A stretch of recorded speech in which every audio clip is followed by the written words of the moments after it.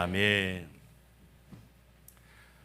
제가 대학생 때 서울역에 간 적이 있었는데 사람들이 서울역 주변에 모여 있어서 뭔 일이 있나 하고 모여 있는 데 갔더니 앞에 사람들이 서 있고 한 사람이 나와서 이렇게 소리를 치는 겁니다. 안녕하십니까? 저는 삼성의 신입사원 홍길동입니다. 그러면서 우리 삼성이 만든 물건은 최고의 물건이고 앞으로 삼성은 한국의 희망이 될 것입니다. 이렇게 뭐 하는 거예요? 했더니 아마 삼성 신입사원 교육시키나 봐. 이렇게 보면서 야 삼성 아무나 들어가지 못한다는데 아마 그 회사의 신입사원이 돼서 아마 기쁘기도 하고 자랑스럽기도 하고 또 회사에 대한 자긍심도 또 세우기 위해서 또 저렇게 하나 보다 이런 생각을 해보게 됐습니다. 그러면서 돌아오면서 나는 사람들 앞에서 뭐라고 외쳐야 되나. 우리는 비록 서울대 나오지 못했을지라도 비록 삼성맨은 아닐지라도 우리는 하나님의 구원받은 백성이고 천국에 속한 자고 오늘도 하나님의 은혜 안에 사는 자, 이 한 가지만으로도 우리는 얼마든지 기뻐하고 즐거워하고 담대할 수 있는 것들을 보게 됩니다. 비록 우리 가운데 건강이 좋지 않고 물질이 별로 없고 문제가 있을지라도 내가 하늘에 속한 자야, 이 고백으로 오늘도 담대히 살아가시기를 예수님의 이름으로 축복합니다. 아멘.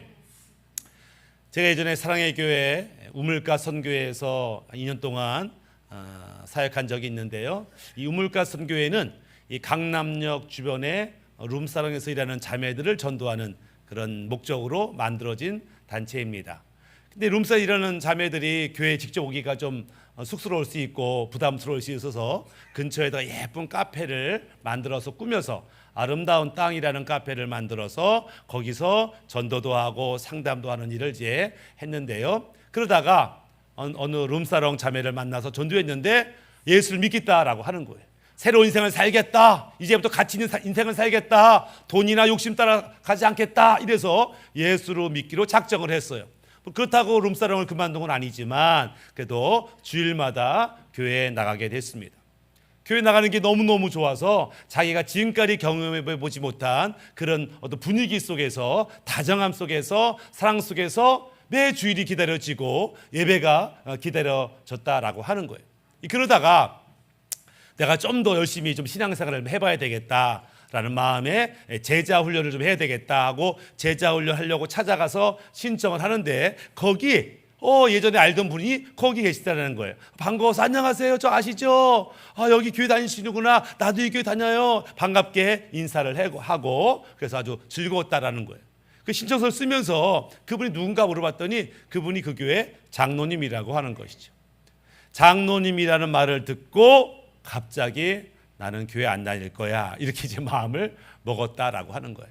아니 반가웠는데 갑자기 저분이 장로님이라는 사실을 듣고서 나 이 교회 안 다닐 거야. 이렇게 마음을 먹었다라는 거예요. 왜 그런가 봤더니 그 장로님이 그 룸사롱의 고객인데 단골인데 자기처럼 초신자라고 생각했던 거예요. 아유 저분도 이제 새로운 인생을 살려고 이제 교회 나오나 보다 이렇게 생각했다는 거예요. 근데 장로님이라는 거예요. 많은 사람이 존경하고 성경도 많이 알고 기도도 잘한다는 장로님이라고 하니까 야 저렇게 열심히 오랫동안 신앙생활 해가지고 저 정도밖에 안 되면 나 신앙생활 필요 없겠다 이런 마음이 들었다는 거예요.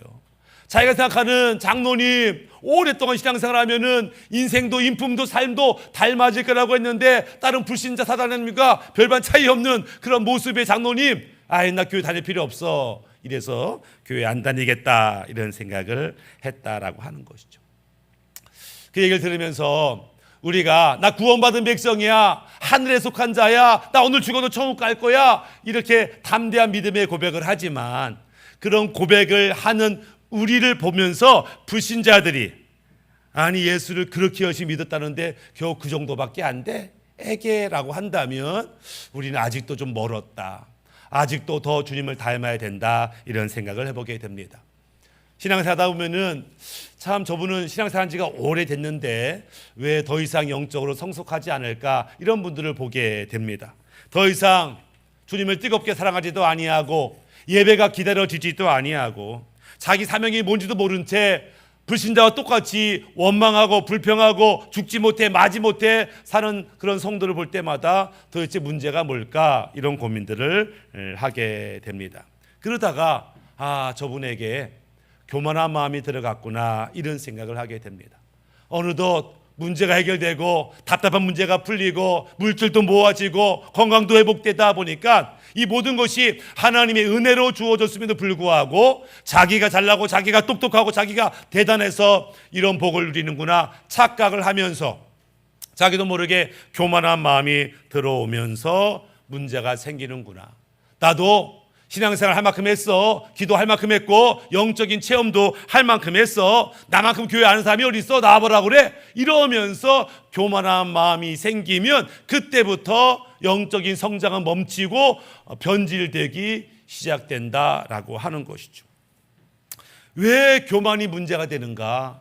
첫 번째는 하나님이 교만한 자를 싫어하시기 때문에 문제가 되는 거죠. 잠언서 16장 18절에 교만은 패망의 선봉이요 거만한 마음은 넘어짐의 길잡이이니라. 교만한 자는 말씀을 순종할 수가 없어요. 결국 교만한 자는 하나님을 떠날 수밖에 없어요. 교만 그 자체가 죄악이에요. 교만이 안 좋은 것은 스스로 하나님의 축복을 스스로 차단합니다. 하나님 없이도 기도하지 않아도 나 얼마든지 잘 살 수 있어. 그러면서 하나님으로부터 공급되는 많은 영적인 축복을 스스로 거절하는 어리석은 행동을 하기 때문에 교만이 그렇게 무섭다라고 하는 거죠. 교만한 자의 특징이 있죠. 교만한 자의 첫 번째 특징은 다른 사람들을 쉽게 비판하고 정죄하고 야, 너 그런 식으로밖에 못 사냐? 그거밖에 안 되냐? 이러면서 비난 정죄하게 됩니다. 두 번째는 자기를 높이죠. 나 아니면 안 돼. 내가 없으면 돌아가지 않지. 그러면서 자기밖에는 없다라고 하는, 자기가 최고라고 하는 의식을 갖고 있다. 세 번째, 교만한 자는 작은 일에는 관심이 없습니다. 남들이 안 보는 일에는 관심이 없습니다. 남들이 관심 갖고 일이 크고 나 아니면 안 돼 해야 그 사람이 관심 갖지, 남이 보든 안 보든 이거 귀한 일이니까 해야 되겠다 이런 생각을 하지 않더라. 네 번째, 교만한 사람은 기도하지 않죠. 이 정도 문제야 내가 가지고 있는 돈으로 해결되지. 이 정도 문제야 내 인맥으로 내 경험으로 얼마든지 해결할 수 있지. 그러면서 기도할 마음을 갖지 않아요.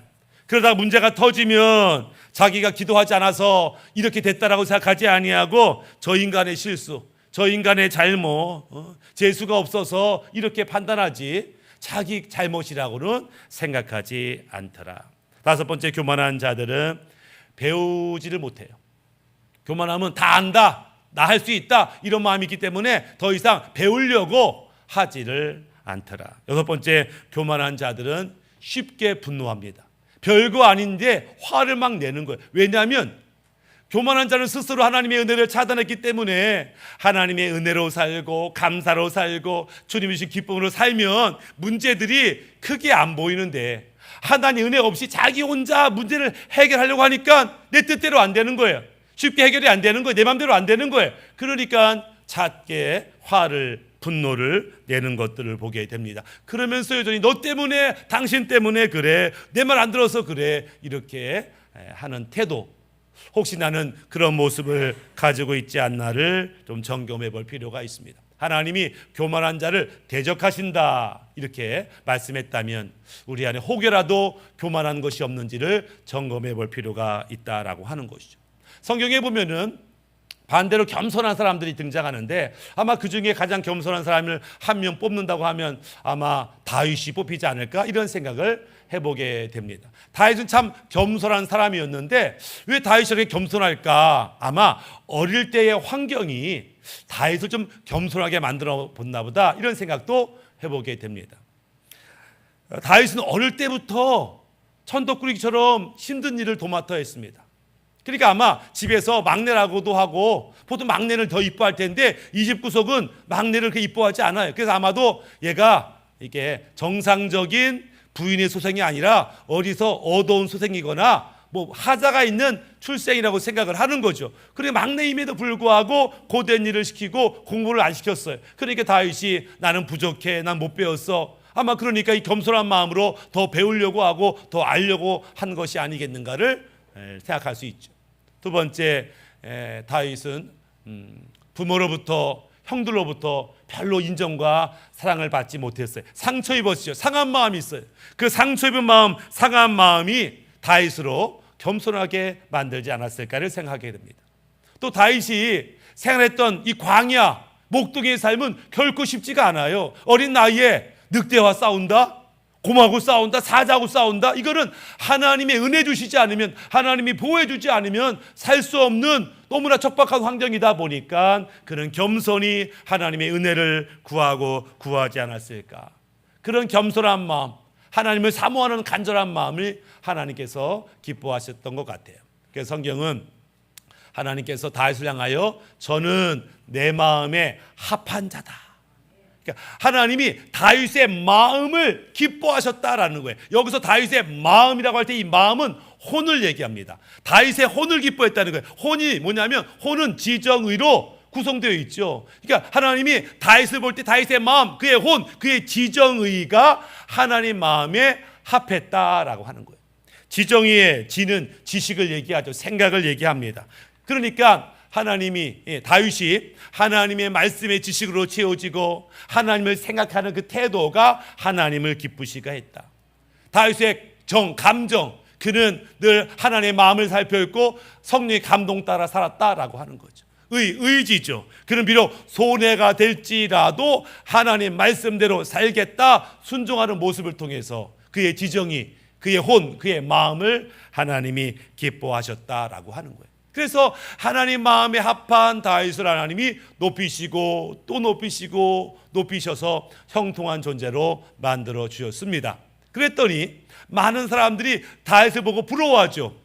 어쩌면 저렇게 축복을 많이 받았을까? 어떻게 저렇게 훌륭하실까? 역시 우리 임금님은 달라. 나도 커서, 우리 아이들은 커서 다윗처럼 됐으면 좋겠다. 이런 꿈들을 꾸는 모델 같은 인생을 살았던 것을 보게 됩니다.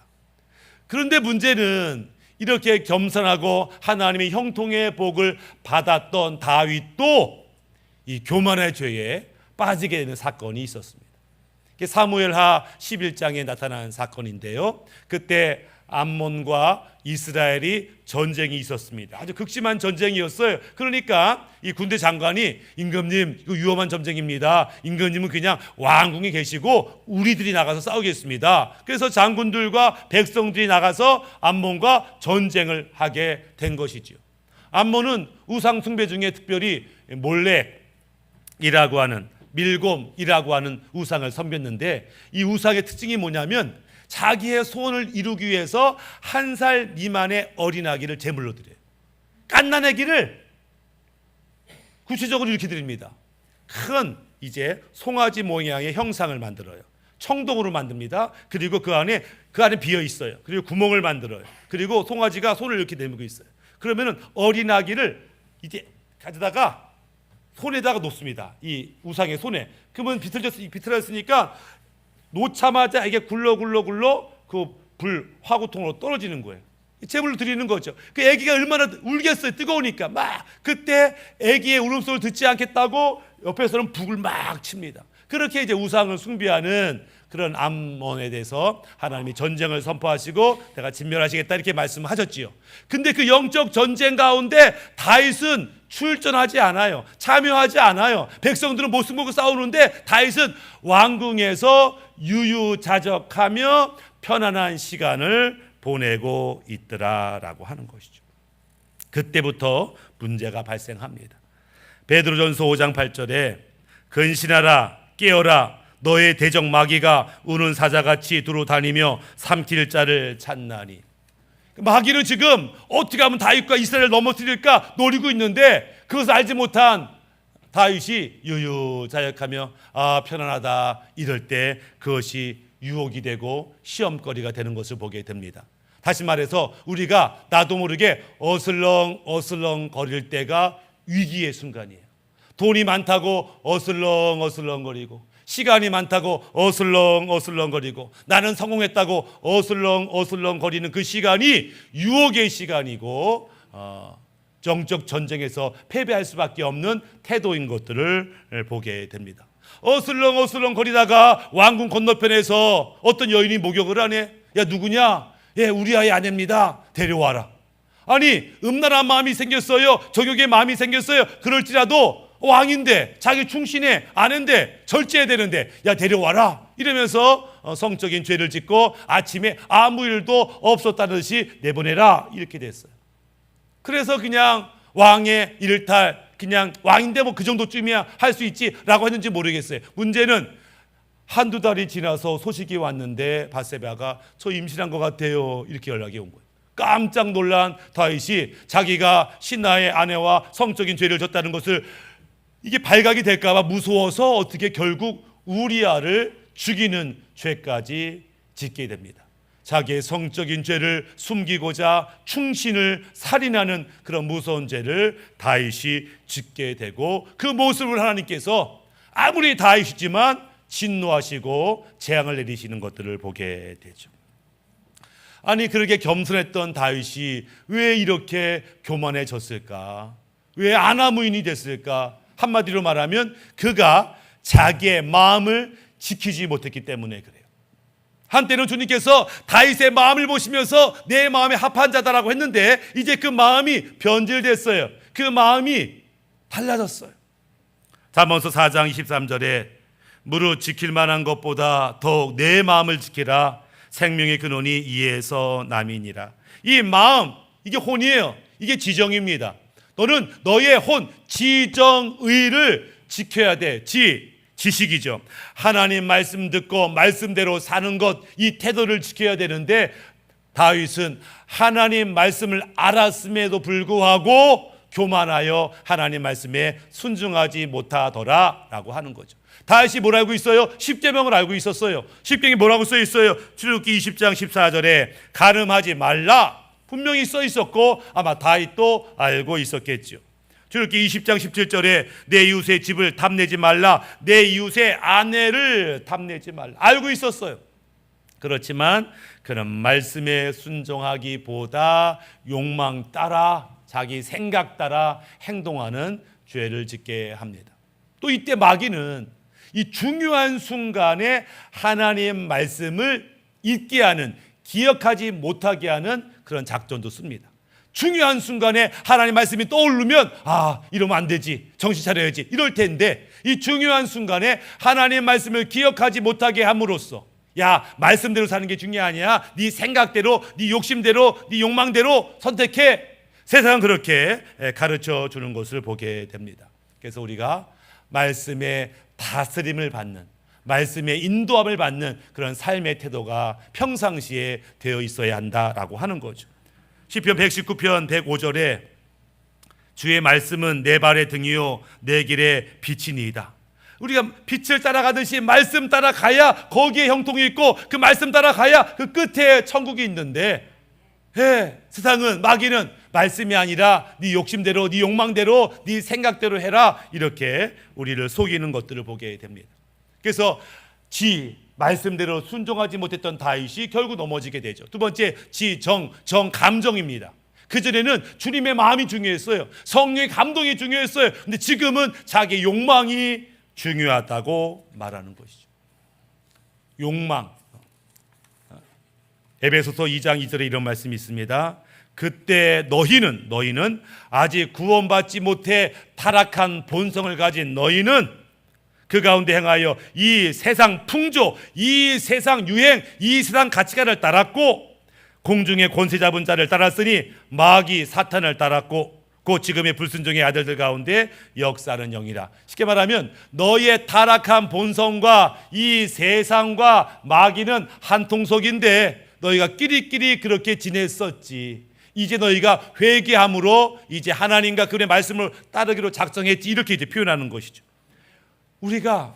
그런데 우리가 구원받은 영혼이 가끔씩 이 세상과 마귀의 유혹에 타락한 본성을 끄집어낼 때가 있어요. 다시 세상의 가치관이 좋아 보일 때가 있어요. 사탄의 속삭임이 그럴듯해 보일 때가 있어요. 그럴 때 우리가 정신을 똑바로 차려야 된다라고 하는 거예요.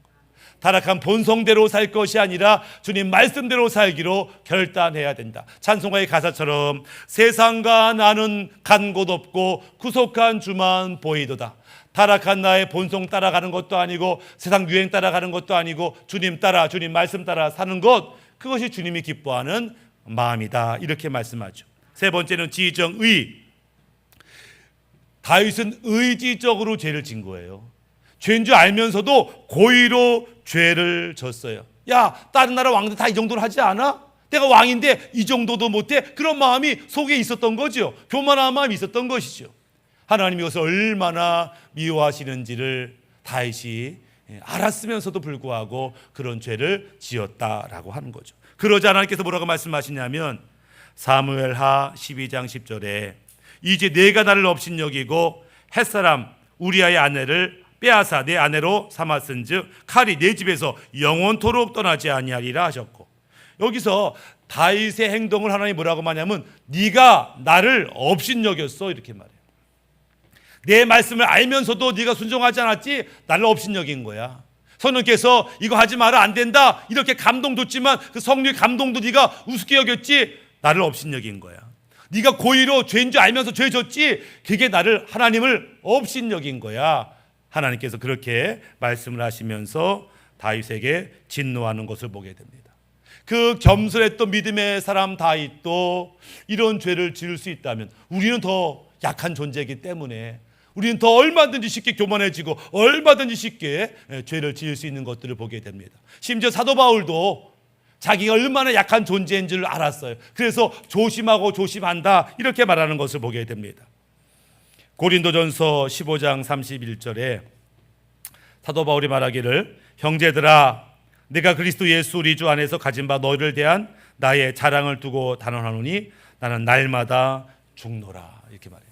나는 날마다 죽어. 그렇지 않으면 불쑥불쑥 튀어나오는 욕망, 욕심, 내 생각 때문에 죄를 지을 수밖에 없어. 그래서 나는 날마다 십자가에 죽어. 이게 내가 너한테 자랑거리야. 나는 날마다 죽는다. 너희도 너의 욕심에 대해서, 너의 잘못된 생각에 대해서, 잘못된 의지에 대해서 날마다 죽어야 된다. 그렇지 않으면 어저께 엄청난 많은 놀라운 일을 했을지라도 오늘 정신 차리지 않으면 오늘 우리는 얼마든지 교만해지고 죄를 지을 수 있다는 것을 이해할 필요가 있습니다. 다윗이 뭐 그런 죄 왕인데 한 번 정도 지을 수 있지. 문제는 주님께서 영원토록 재앙이 너희 집에 있을 것이다, 이렇게 이제 말씀을 하시는 거예요. 이 한 번의 죄로 끝난 게 아니고 이 죄는 아주 끔찍한 결과를 가져옵니다. 어떤 결과를 가져왔냐? 하나님의 진노를 살 뿐만 아니라 이 이스라엘이 이웃 나라의 비방을 받게 되었고, 또 그렇게 임신한 밧세바의 아들이 결국은 죽임을 사망하게 되는 그런 진노를 받게 되죠. 또 두 번째는 이 다윗의 음행하는 사건 이후로 자녀들 가운데 이런 성적인 죄가 확산되는 것을 보게 됩니다. 첫째 아들 암논이 이복 여동생 다말에게 성폭력을 행하게 되죠. 압살롬이 아버지의 후궁함과 성폭력을 가하게 됩니다. 이런 성적인 죄가 그 가정 가운데 계속 일어나는 것들을 보게 되죠. 그동안 다윗과 동고동락했던 군대 장관 요압이 이때 이 사건으로 인해서 다윗에게 실망을 합니다. 나중에 밧세바의 아들 솔로몬이 왕이 될 때 요압이 반역을 일으켜요. 아니 이제 밧세바는 내 부하 우리아의 아내인데 지금은 왕비가 돼가지고 떵떵거리며 그 아들 솔로몬이 왕이 되겠다고? 나는 결세 반대야! 반역을 일으키게 됩니다. 백성들도 그렇게 다윗을 존경하고 모델로 여겼는데 다윗의 이런 죄악에 대해서 실망하고 항의하고 반역에 동참하는 것들을 보게 됩니다. 그러니까 죄는 그 한 번으로 끝나지 않아요. 완전 범죄라고 들키지 않았다고? 아니요. 죄는 끔찍한 결과를 우리에게 가져오기 때문에 성경은 죄를 미워하고 죄와 싸우고 죄와 다스려라, 이렇게 말씀하는 것을 보게 됩니다. 어떤 세상 사람들은 죄를 짓고요 자랑합니다. 자기가 죄를 짓고 걸리지 않았다고, 자기는 빠져나갈 길이 있다고요 죄악을 자랑하는 사람들이 있어요. 죄악을 짓고 걸리지만 않으면 된다는 어리석은 생각으로 사는 사람들이 얼마나 많은지 몰라요. 그러나 죄악의 결과는 결국 사망이라고 성경은 이야기하고 있다라고 하는 것이죠. 시편 97편 10절에 여호와를 사랑하는 너희여 악을 미워하라. 그가 그의 성도의 영혼을 보존하사 악인의 손에서 건지시느니라. 하나님이 너희를 물론 악에서 보호하시겠지만 너희는 먼저 악을 미워해야 돼. 악을 그 모양이라도 흉내내면 안 돼. 장난이라도 그렇게 하면 안 돼 라고 주님께서 악을 미워하라. 악을 미워할 뿐만 아니라, 죄를 미워할 뿐만 아니라 죄와 싸워야 된다. 죄를 싸워 이겨야 된다. 그런데 보통 성도들이 제가요 죄를 안 지려고 했는데 제가 연약해서 상황이 너무 극심해서 어쩔 수가 없었습니다. 주님 한번 봐주세요. 이거는 주님이 원하시는 태도가 아니에요. 물론 초신자 성도한테는 그래 했었다, 힘들었지, 내가 널 안다, 내가 널 사랑한다 이렇게 말하지만 장성한 성도에게는 아니라 너는 더 죄와 싸워야 된다 이렇게 말씀을 하시는 것이죠. 히브리서 12장 4절에 너희가 죄와 싸우되 아직 피 흘리기까지는 대항치 아니하고, 나도 알아 네가 죄를 미워하고 싸운 거, 하지만 그 정도로는 안 돼. 피 흘리기까지 목숨 걸고 죄와 싸워야 돼, 이겨야 돼 이렇게 말씀을 하시더라. 더 나아가 죄를 싸울 뿐만 아니라 이제는 하나님의 자녀의 권세를 가지고 죄를 다스려라 이렇게 말씀을 하시죠. 창세기 4장 7절에 하나님께서 가인에게 하시는 말씀인데, 죄의 소원은 내게 있으나 너는 죄를 다스릴지니라. 하나님 말씀하는 거예요. 가인, 나 네 마음 안다. 너 지금 네 동생에 대해서 분노하는 마음 있지, 죽이려는 마음 있지, 그거 안 돼. 너 죄 다스려야 돼. 죄를 지면 안 돼. 근데 가인은 죄를 다스리지 못하고 죄를 짓고 동생을 죽이는 끔찍한 악을 행하게 되는 것을 보게 됩니다. 주님께서 우리에게 네 안에 있는 죄악들, 그 감정들을 다스려라 이렇게 말해요. 그래서 우리 안에 있는 죄악을 다스려야만 다스리는 자만이 가정과 사회에 있는 죄도 다스릴 수가 있어요. 내 죄는 다스리지 못하면서 너 똑바로 살아라 이 말이 아무 힘이 없어요. 먼저는 내가 주님 앞에 정결하고 거룩하게 되고, 그렇게 살면서 경험한 주님의 은혜로 세상을 향하여 다른 사람에게 권면할 때 그것이 권세 있는 말씀이 된다는 것을 이해할 필요가 있습니다. 말씀을 마무리하면 우리는 하나님의 자녀입니다. 구원받은 자녀예요. 돈이 있든지 없든지, 대학교를 나왔든지 못 나왔든지 우리는 자랑스러운 하나님의 자녀입니다. 그래서 이 땅에서 당당하게 살 수 있는 그런 권리가 있어요. 그렇지만 이 권리가 오히려 넘어서서 교만하게 되면 안 된다라고 하는 거죠. 나는 구원받았어, 나는 하나님의 자녀야 이렇게 말하지만 세상 사람들이 볼 때는 에게 겨우 그 정도야? 예수 믿고 은혜 받고 구원받았다면서 겨우 그거밖에 못 살아? 라고 한다면 우리는 아직 더 변화되어야 한다라고 하는 거죠. 근데 많은 사람이 더 변화되고 더 장성하게 되기 전에 교만한 마음이 들어와요. 교만한 마음이 들어서 나 아니면 안 된다라는 생각, 함부로 비판하고 정죄하는 그런 마음들이 우리 안에 와요. 교만한 마음이 생기니까 더 이상 말씀도 필요 없고 기도도 필요 없고 내가 알아서 하겠다 이런 생각이 그를 지배하는 거죠. 성령의 감동 따라 말씀 따라 살지 아니하고 자기 욕심 따라 욕망 따라 살아가는 성도가 얼마나 많은지 우리가 이것을 경계하고 조심해야 된다. 우리가 교만의 죄에 빠지지 않으려면 우리 마음을 잘 지켜야 되는 것이죠. 교만이 또 안 좋은 것은, 교만은요 스스로 하나님의 축복을 차단하는 거예요. 하나님이 안 주는 게 아니고 스스로 안 받는 거야. 기도 안 합니다. 이제 순종 안 합니다. 공부 안 합니다. 이러면서 스스로 축복의 길을 차단하는 어리석은 행동을 하기 때문에 우리는 우리의 마음을 지켜야 한다. 마음은 혼이라고 했어요. 마음은 지정의라고 했습니다. 하나님 말씀으로 채우겠다. 내 생각이 중요한 것이 아니라 하나님 뭐라고 말씀하시냐 거기에 집중하는 것이요. 지정, 감정, 내 감정, 내 욕심이 중요한 게 아니라 하나님의 마음, 성령의 감동 따라 살아야 되죠. 지정의, 의지, 내 의지가 아니라 하나님의 말씀을 이루겠다고 하는 의지, 하나님 뜻대로 살겠다는 의지, 손해 볼지라도 그렇게 살겠다는 의지가 우리 가운데 필요한 것들을 보게 됩니다. 그래서 하나님이 다윗을 향하여 저는 내 마음이 합한 자다 이렇게 말씀했던 것처럼 여러분과 저를 바라볼 때도 이들은 내 마음이 합한 자야 하면서 하나님이 친히 우리를 높여주는 축복의 인생을 사시기를 예수님의 이름으로 축복합니다.